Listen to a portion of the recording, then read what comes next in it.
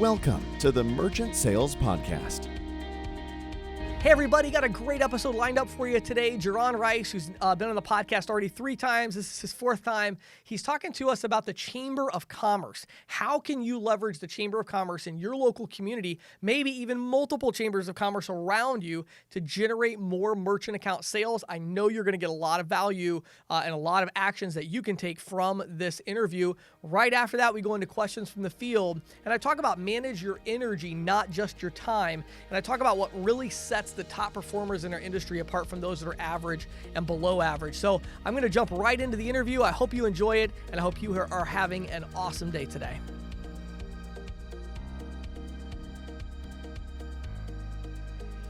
All right, everybody. Hey, I'm here today with Jaron Rice. He is the founder and CEO of Magathy Payments. How you doing today? What's going on, man? Good to see you again. Good to see you again. I have to point out just the sheer quality here. You're in a studio. I'm in a studio. I mean, it actually looks like we know what we're doing here, you know? Yeah, dude, I'm just trying to be like you when I grew up, man.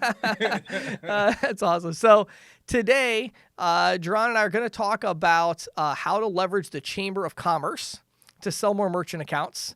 Now, what I want to do, because I know you've been on here several times, so I don't want to get into too much backstory, but can you... Number 4. Yeah, number 4. That's there like you a go. record. I think it is, be. actually. I think it is. So you're always sending me these great ideas for podcast episodes. I love it. So I thought what we would do is give us a little context and talk about the role the Chamber of Commerce has played in your business going back to kind of the early days. So give us a little bit of that backstory of just, when did you decide it was time to jump into the Chamber? What did you do early on to develop that? And then we'll kind of dive into more of what you're doing today to really grow your business using it. Sure. Yeah. So when I first started the company, I'm in Anne Arundel County, Maryland, and I joined the Pasadena Business Association, which is sort of like a Chamber of Commerce, Sure. a little different, but similar idea. And it was just a great experience for a new business owner to get to network and fellowship and meet other business owners that were, kind of having similar challenges. Right. And from there, like in our geographic area, there are a number of chambers. And so over time, as I became more and more well-known in the PBA, we joined the Northern Anne Arundel County Chamber of Commerce, and then we joined the Greater Severna Park and Arnold Chamber of Commerce, and then we joined the Crofton Chamber of Commerce. So like as a company, we're in 4 different chambers. All of them typically cover a different geographic area that are literally right next to each other. So it kind of clusters outward. Sure. But they've been instrumental in what we've wanted to do from the beginning, because when I started the company, the idea was I want to be the local guy. Right. And when I looked, there really weren't other people in our industry in the chambers. Like occasionally you'll get a rep from like Heartland, or you'll get a rep from another company that'll be in for a year, right, and then they won't renew. Right. But we were the only local brand in that area. Wow, that's awesome. So, talk me through this decision about being part of multiple chambers. I mean, does that in any way kind of like, I don't know, negate some of your influence with one that you're part of multiple, or does it not really matter? It depends. There are a lot of businesses and clients that we work with that are in multiple chambers of commerce, because some chambers are better at doing some things better. Some of them have better events. Right. And then some of them have a much better online directory and presence, which then helps with your SEO. Got it. You know what I mean? So we felt that, and especially when I get into the next point that I wanted to make was getting involved in the chamber. One of the things that I wanted to do early on was establish a relationship with the CEO of the chambers and the office staff, because my goal was I wanted to do their credit card processing. Right. And so I approached them and say, listen, all you guys do is talk about shopping local and using local businesses. Who are you using for your payment processing? Nice. And then it was like a moment of shame where they're like, oh, we use this company in California. And I'm like, exactly. Right. So by working with them, I typically work out a deal where it's like, I'll give you below market pricing. Right. just to cover my costs. Right. But I want the ability to market and tell people that I do your payment processing. Yes. So because crucial. for us, that was like street cred. Right. 100%. Yeah, I agree with, and it's interesting. And it's one of the reasons I love this particular interview is because I love interviewing people that do things I didn't do. I was terrible with this kind of stuff. Terrible.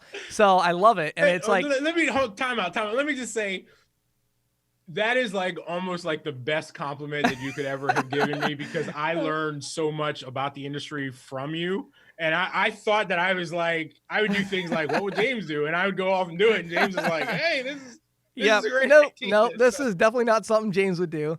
I'm like it's interesting. I'm like the worst networker ever. And so for me, all my networking was face-to-face out in the field, prospecting and then leveraging those, things. And I did events actually when local events, but they were my own events.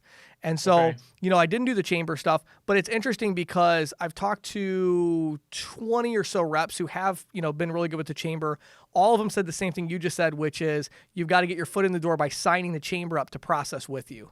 So, I mean, it sounds like what you're saying is that's a pretty important first step to get, like you said, the street cred to be able to go after the members and say, we already process payments for this chamber, right? So it's an impactful step, but I wouldn't wait until It's not a that requirement. has happened before you start this process, because some of Sure. them, Okay. by the time we got to the fourth chamber that we work with, it was easy because they saw that the other ones were already using us. Of right. course, But right. to get that first one to tip, it took a while, and Yeah. consistency of being present and them Right. getting to know us to recognize Right. like this is a business that we can trust. Okay.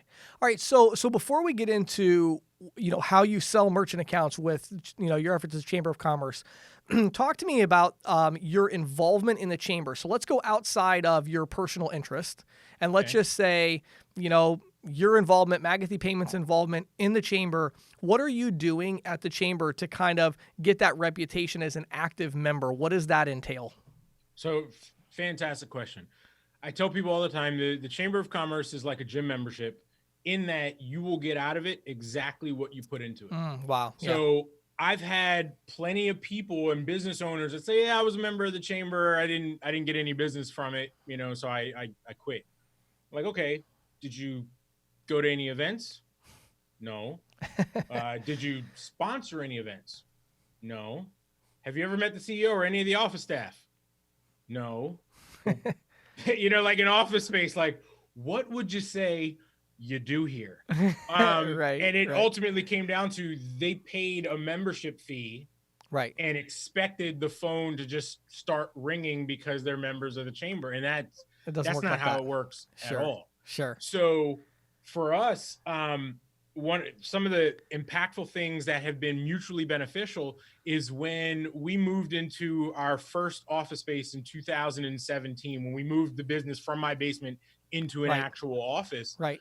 We worked with the PBA and the Northern Anne Arundel County Chamber of Commerce and let them know, and we wanted to schedule a ribbon cutting.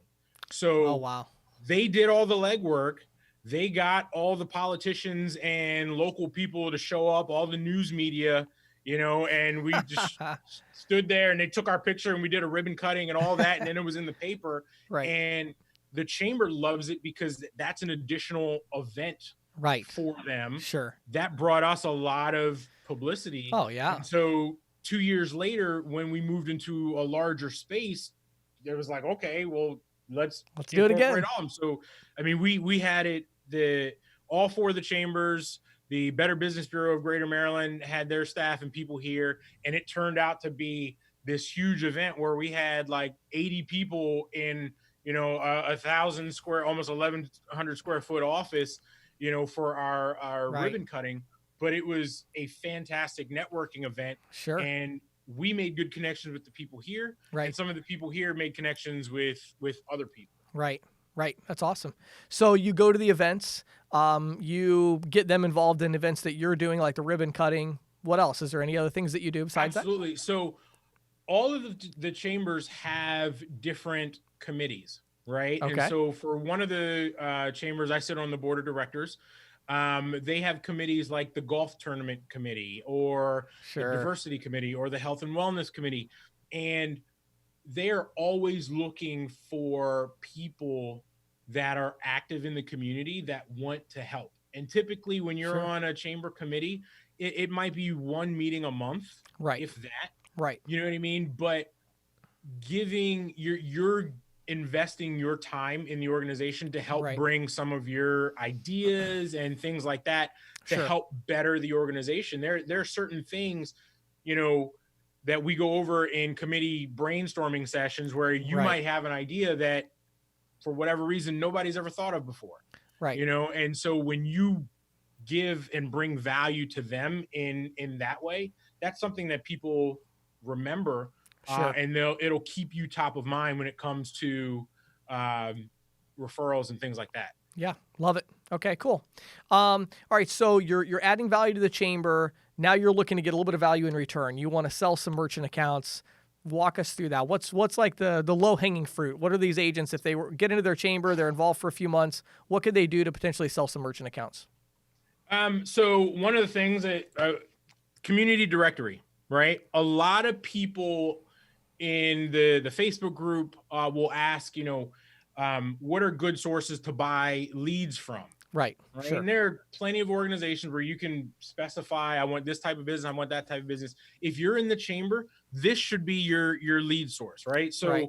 one of the things that we do is we buy a full page ad, so that right inside the front cover, as soon as you open up, full page ad. I think this was like $1,000, Yeah. and they give these out for free, right? So there right. are literally thousands of these floating throughout the community. Sure.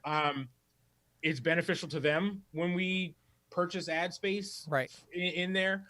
But again, using the directory as sort of your lead sheet, it's a really good way for you to set up appointments for yourself, even if it's something that's hyper casual. You know, I had a script before where when I was a new chamber member, I would call a business. The chamber directory provides you the name of the business, the owner's name, or the chamber member's name, who's typically the owner, Right. their phone number. Oftentimes it'll have multiple phone numbers, like a cell phone, email address, their web address, and it would give you multiple data points to actually reach out to that person. And so I had a script where I would call and say, you know, hey, Joe, my name is Jerron Rice. I own Magathy Payments. I'm a new chamber member, and I wanted to really take advantage of my membership and meet other local business owners and see how we might be able to help each other. Right. Yeah. And I see you're right down the road on Mountain Road. You're like a mile from me. Are you available tomorrow for me to just stop in and say hello? Right. Something super casual. Right. And I would imagine the conversion on that call was like really high. Yeah, absolutely. Absolutely. And so when you get there, it's one of those things where it's like, you know, it doesn't have to be a hard say. It's literally two business owners having a conversation. Right. And once you've developed that level of trust and rapport through just the commonality of being, you know, in close proximity and being in the chamber together, it makes the sale that much easier. Yep. Because if you pick up the phone and you're like, hey, this is Joe with ABC Merchant Services Company, if they let you speak another sentence, like you're already in an uphill battle. Oftentimes when they hear merchant services, they hang the phone up immediately. Yep. Sure. I love it. Okay. So you have the directory. What else? Are there other ways that you have benefited from the chamber membership? So hang on, I'm going over my notes here. But so with actually using the directory, yeah, it creates multiple touch points, right? Okay. Because we talked about just the phone script, but I've sent mailers to the people with the information that's provided in here. Okay. And with our chambers, they have a couple of distribution points, a couple of local supermarkets where they'll have stacks of these. Right. But if you're a business owner, they will give you as many as you ask for. And so a couple of years ago, I got like 3 or 4 boxes of them with, 20 directories per box, and just asked them like, hey, I'm a new chamber member. Did you get a new copy of the directory? No. Okay, great. I'll swing by and drop one off. Wow. And it was literally, this was the tool that got me in the door. And it's like, oh, by the way, Here's your full page ad. You know what I mean? So sure. It really helps differentiate you in an industry where business owners tend to be leery at first because there's so much market saturation. Yep, sure. Wow, I love it. So talk about I'm interested about this mailer. So when you would send this mailer out, what was the pitch on the mailer? Did you mention the Chamber of Commerce as part of that, or what was the marketing strategy there? Yeah, so it really depends on how much time you have to invest. Okay. Right? And so, because in the early days, I used to handwrite postcards. Sure. Or like just a little, bifold type of thing. Yeah. And handwrite it out. Hey, I'm new to the chamber. Sure. Similar brief version of the script with a business card and something like that. And then would mail that. Right. And then would usually follow it up with a phone call. Like, hey, did you get the note I sent you? Or postcard I sent, that sort of thing. Yeah. As we got into more and more, then it started to be, we would have a specific generic postcard design that we would then blast out 2 or 3 times a year. Sure.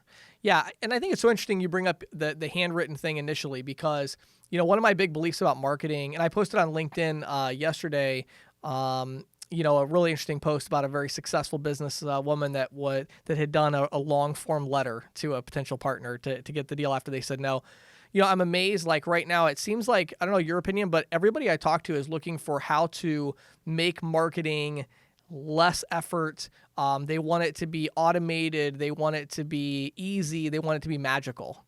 And, the problem is if you're building a local merchant services company, your audience just isn't big enough for that kind of stuff to really have the same impact. Whereas to your point, if you literally sit there and you take 2 days and you handwrite, 400 notes, you're going to get a better response. And I think there's a lot of agents that I'll talk to and they'll say, James, what's the best way to prospect? And I'll say, well, dollars for time. I mean, go face-to-face prospecting. Sure. And they're like, well, I don't really want to do that. It's like, that's fine. There are plenty of other things you can do, but none of them are easy. None of them are magical. None of them are free, right? Like you have to actually do something that's going to be different than your competition. So I think some of these ideas are really cool. So, and again, we're in such a divine age of technological enlightenment. Right. That something as simple as a handwritten note right.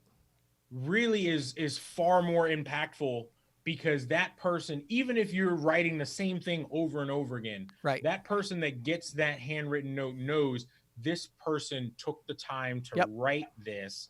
And it's like, in the early 90s or mid 90s when I was in, going to high school, it was like, you were all excited when you got email. Right, exactly. Right? And it's like nobody cared about snail mail. Now it's like if you get a handwritten something in the actual mail, like that's so much better that I get 100 emails a day. I'm like, whatever. Right. You write me something and it's like all of a sudden you've got my attention. It's funny, a good example of that.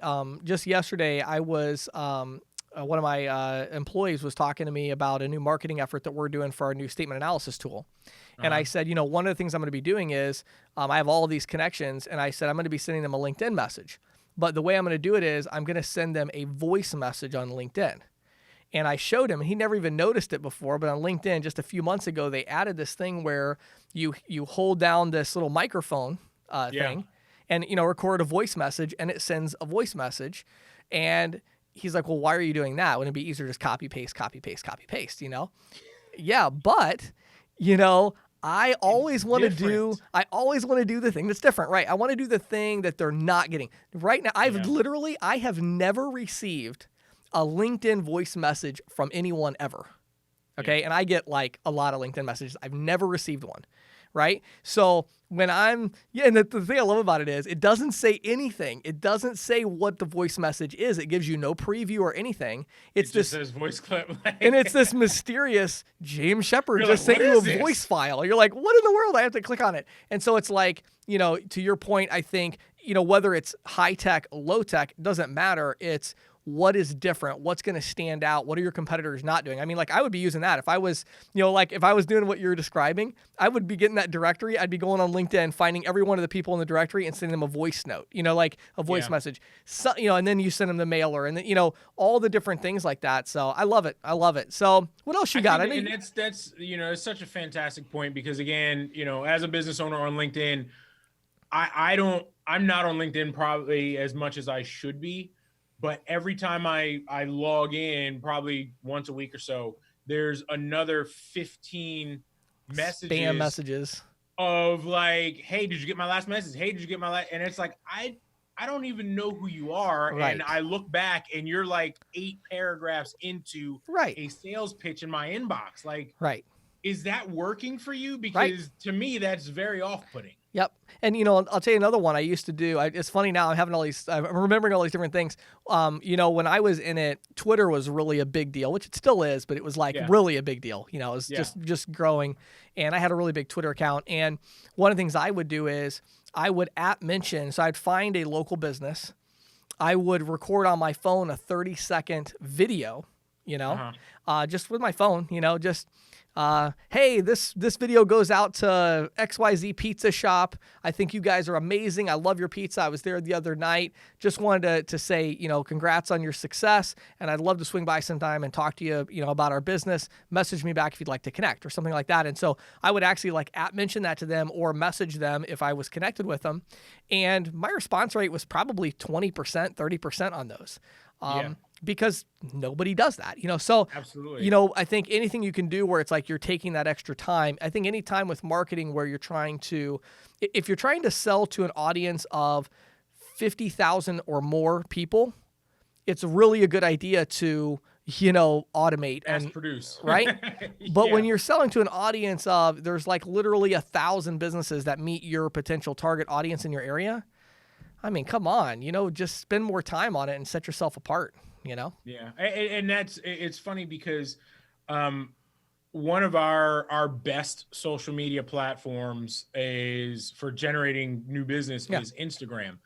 And I talked with a marketing consultant years and years ago, and I was like, I'm not on Instagram. I'm thinking about doing it. And the response that I got was, well, you're financial services. You don't need to be on Instagram. And I was like, oh, okay. Right. And then against her wishes, I ended up starting an Instagram account. And then I realized while people aren't on Instagram looking for me, all of my ideal clients, the home improvement companies, the exterior modelers, the people that are taking pictures of their before and afters and all of those people that I want are on Instagram. Right. And that was an easy way to engage with them. Like they would post a picture and I'm like, oh man, that's fantastic. Right. Just something like that. People love opening their phones and seeing someone's got comments. Right. And then that led to conversations and well, tell me it is what you do. And then it turned into business simply because who else in merchant services is on Instagram marketing directly at that specific business? Yeah. I love it. I think several big takeaways that I got from this I think are so interesting and so valuable for our audience. One is definitely the value of the chamber. There's no doubt. And I think number 2 is this big takeaway of marketing, right? It's like, how are you marketing right now in your local, area? Are you leveraging platforms, again, whether it's high tech or low tech? Are you standing out or are you just doing the same thing everybody else is doing? Are you investing that time, to make an impact? So I love it, man. Great stuff. Great stuff as always. Now, I know you have some notes there, so I don't want to cut you off with any remaining value that you might have to share. Is there anything we missed?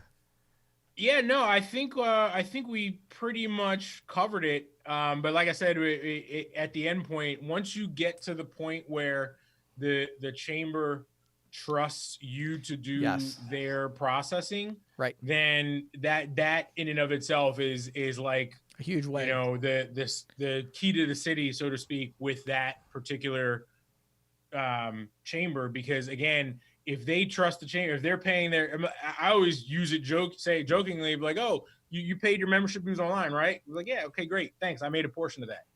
Oh, nice. I love it. Yeah, sure. It's one of those things that it's like, okay, well, they trust you. You must be legit. You must be different than the last company that ripped me off. Yep. I love it. I love it. Yeah. So, as always, I'm sure our listeners, and by the way, I should mention, you mentioned the Facebook group earlier, just in case anybody doesn't know what that is, that we have a Facebook group, CC Sales Pro does. It's CC Sales Pro Community, and it's for individual sales reps in the merchant services industry. So, definitely check that out on Facebook. It's a free group, but it is private. And where are people going to learn more about you and Magathy Payments? Yeah, you can check out our website, magathy.biz, magothy.biz, or you can follow us on Instagram at Magathy Payments. Awesome. John, it's always a pleasure to have you on the podcast. Hope you have a fantastic rest of your day.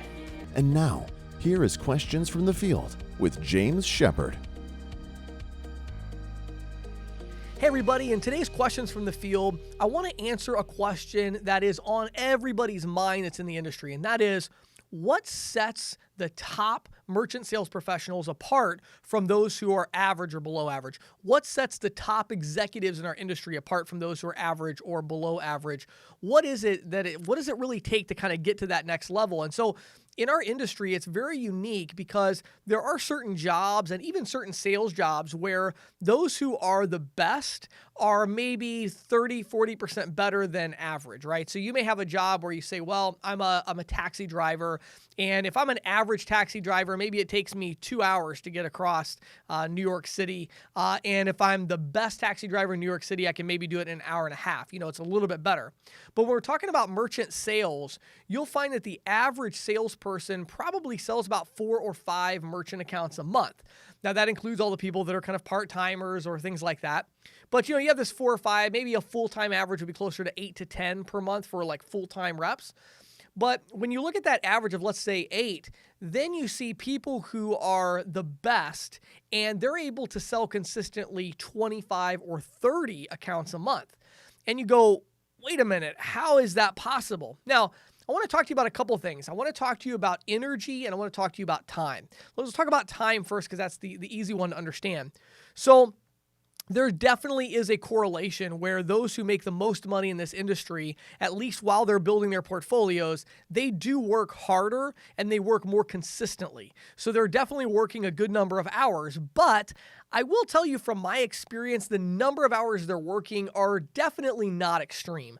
At least in my experience, this is not a business where the top earners are working 70, 80 hours a week selling. They're just not. The top earners are generally, if you look at just raw prospecting time, the top earners in this business are probably working an average of 6 hours a day in terms of prospecting. Now, of course, there's other things, administrative, drive time, follow-ups and things like that. But as far as just actually how much time a day are they spending selling, it's like 6 hours. I know many that it's like 3 hours or 4 hours, and yet they're still at the very top of their game, outselling almost everybody else in the industry. So it can't just be time, right? It can't just be you need to get out there and work harder. Now, if you're not going to work hard, nothing I'm going to tell you is going to help you, because you have to have hard work in there in order to be able to multiply your effectiveness. But assuming that you're working a reasonable number of hours and you're treating this like a job and you're working consistently, then what is the difference? How are they able to do so much more? And the difference is their energy level. They are managing their energy, not just their time. You need to make sure that you're in the right mental state before you go out prospecting, before you walk into that sales meeting as a sales manager, before you have that one-on-one conversation with the salesperson that you're trying to coach or trying to mentor. You've got to get yourself into the right mental state. And I've been thinking a lot more about this lately because with my personal schedule now, I run into this problem a lot. I'll look at my schedule and I have, 4 or 5 hours of back-to-back phone calls and Zoom sessions for consulting client after consulting client after consulting client. And then I've got a 6-week jumpstart person I'm coaching, and then another one after that, and another one after that, and another one after that. And it's very easy even for me to kind of go, wow, I just did like 2 hours of calls. Mentally, it's like, wow, I'm done, and yet here's another call coming up. And so for many of you, you experience the same thing. You're out in the field, you're prospecting, or you're on the phone, and you make those first few calls. And so then it's like, wow, I don't know if I can make another call. I don't know if I can walk into another business. And so those who are very successful in this business, they're not just going through the motions. They're out there doing the prospecting, doing the hard work, and they're doing it in the right mental state with the right level of energy. And that is not an accident. That is not going to happen accidentally. I know people who are super positive and excited, and it's like every time I talk to them, no matter what the circumstance, they're pumped up and ready to go. And you might say, well, they're just a really positive person. I'm just not that positive. Well, yeah, that's true, but I don't like the insinuation that their positivity is like their DNA is just, they're just a positive person and you're not. That is absolutely false, okay? What it means is you have to get yourself in the right mental state, okay? How do we do this? Well, a couple little tips I want to give you real quickly, okay? First of all, look at your day and start to figure out how to manage your energy better to do the things that are going to sap your energy at the right time of day, okay? So for instance, for me, I can get some really, really good work done in the afternoons. I'm not as much of the morning person. So I generally don't put really important things in my schedule before 10 a.m. in the morning, because before 10 a.m. for me is not a high energy time. A lot of times I like to go to the gym in the morning because I feel like I get there, I start to do some physical exercise, I start to get moving, it starts to, okay, I'm on the treadmill, here we go, I'm doing some weights, and it's like, okay, I'm starting to get awake, I'm starting to get some energy, here we go, I'm ready for my day. And so you have to manage your energy. Some of you are just your morning people. Great. Then schedule some difficult mental tasks that are important in the morning. Some of you are like me, you're better more in the afternoon. That's fine. Start to track that. And so don't just track your time and say, what am I doing with my time? Instead, throughout the day, make a mental note. Put a little, thing in there, maybe every hour for a few days. Just put down, 1 to 5. 1 being I'm about to fall asleep. 5 being I'm ready to tear a hole through a wall. What's my energy level right now? How positive am I feeling? Start to track that, because a lot of us, we have that ebb and flow to our day. So get to know your personal flow of energy and positivity and kind of the natural flow, and start to work your schedule around that. If you realize that if you're a sales manager or recruiter or coach, and you realize that, you really struggle with these individual sales meetings, they're very challenging for you mentally, and you realize that your energy level is really low about 3 o'clock in the afternoon, well, then scheduling back-to-back sales meetings from 3 to 5 is a bad idea. Do them from 9 to 11, right? So start to manage your personal flow. Then number 2, start to increase your energy level by doing all the things that you already know how to do, right? I think all of us understand that diet, exercise play a huge role in our energy level. So I'm not going to dwell on that, but if you're not taking advantage of these obvious things that are going to give you more energy, you're missing out on your life. I mean, you're literally giving up your life. And so how much of your life are you willing to give up in terms of your energy level, in terms of your excitement and your passion and what you're able to do in exchange for not, doing the exercising, not worrying about your diet? So those things matter. But I think also another thing that gets overlooked a lot is, are you taking those little moments throughout the day to reset yourself mentally and to think about and get a different perspective? In the Facebook group, I talked about a little exercise that I've done for years that really helps me, where if I wake up in the morning and I'm feeling a little bit down about my day, a little depressed, lately we have my son Lincoln just turned 9 months old, and he's teething, so he's not sleeping very well through the night. And we have I have a almost 2-year-old daughter, and so she sometimes doesn't sleep good. And so we'll have nights sometimes where we just don't sleep good, and I'll wake up feeling tired, feeling low energy, and I just don't know if I want to do this today. And what I'll do is I like to imagine myself and my family living in a mud hut in some remote village somewhere where we don't have good running water. We don't have, any room. We're sleeping on a dirt floor. And, I start to think about what my life would be like. And I close my eyes and imagine that situation and how stressed I would be and how frustrated I would be and how difficult it would be, how much work I'd have to do to just find running water and food for my family and clothes to wear and all of that. And then I just open my eyes and I look around at my house and my nice clothes and my nice car and my amazing family that loves me. And all of a sudden, that different perspective, I start to feel that gratitude that fills me up with energy that says, wow, actually, I get to do great work that I love. I get to have a family that I love. I get to have food to eat and a house to live in and running water. And I start to become more grateful. And that's the kind of thing that for me gets me excited. Many of you might look up Tony Robbins has some great, he calls it priming. He has some great priming videos I'll do sometimes in the morning to kind of get yourself in the right mental place. But you really need to think through managing your energy, not just your time. Some of you, you've got it down pat with managing your time. If you don't, to forget everything I said because it's not going to help you right at this moment. You got to get your time down. You got to manage your time and make sure you're working hard. But that's not enough. To be successful in this business, truly successful, you can't just manage your time. You also have to manage your energy, manage your mental state, and make sure that you're always at your best so that you can achieve your potential. My name is James Shepard. Thanks for listening and watching this episode. Thank you for listening to the Merchant Sales Podcast. Whether you are an industry veteran, processing executive, or just trying to learn about the payment space, we appreciate your time. The Merchant Sales Podcast is a joint production of greensheet.com and ccsalespro.com, and we hope you will tune in next week for more information and tips on building your merchant services business.